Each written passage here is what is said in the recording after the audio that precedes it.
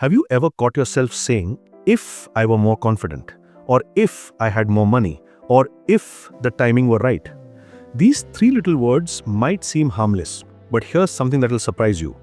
This one small word, if, silently controls millions of lives. It's the invisible barrier standing between who you are today and who you could become tomorrow.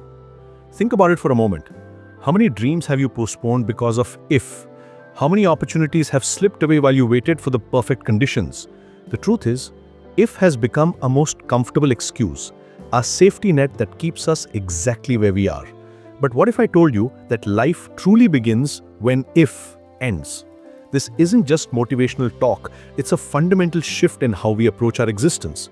When we constantly live in the realm of if, we are essentially handing over control of our lives to circumstances, to other people's opinions, to imaginary future scenarios that may never come to pass.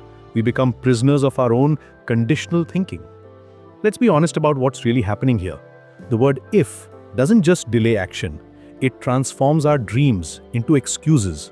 It gives us permission to stay comfortable, to avoid the discomfort of growth, to remain in our familiar zones of limitation.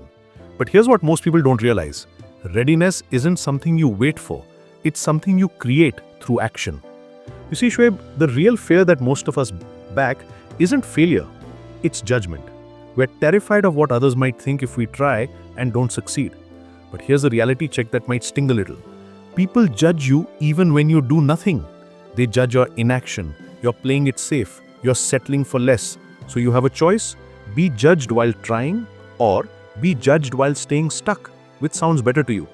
The problem with if thinking is that it leads to overthinking, and overthinking is just imagination without execution. We spend hours, days, sometimes years contemplating the perfect plan, the ideal moment, the right circumstances. But clarity doesn't come from endless contemplation. It comes from doing. Every successful person you admire started uncertain and unprepared. They didn't wait for confidence, they built it through action. There's this myth we've all bought into, the myth of the perfect moment. We tell ourselves we'll start when we have more experience, more resources, more support. But here's the uncomfortable truth. There is no perfect moment. There is only the present moment.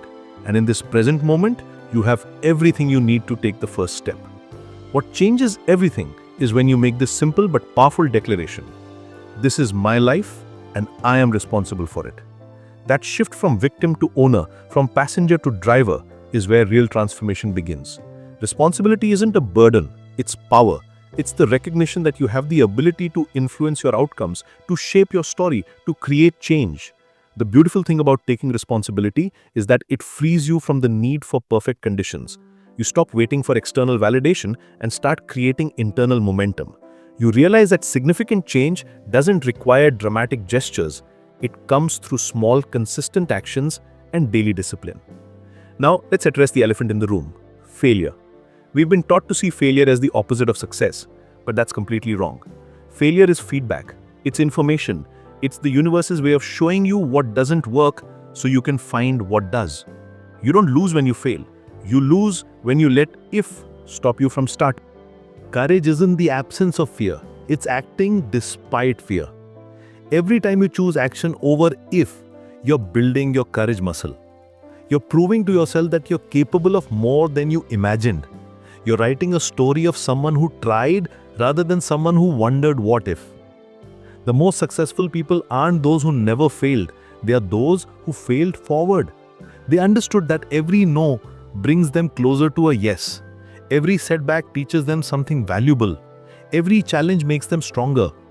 They chose the discomfort of growth over the comfort of stagnation.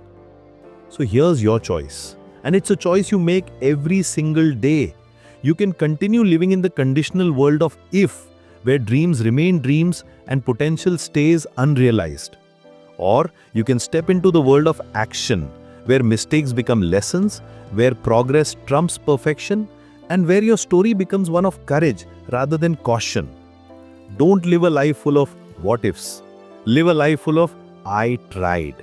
Because at the end of your days, you won't regret the chances you took. You'll regret the chances you didn't take. Remove if from your vocabulary, because courage creates stories and excuses create regret. Your life without if starts now.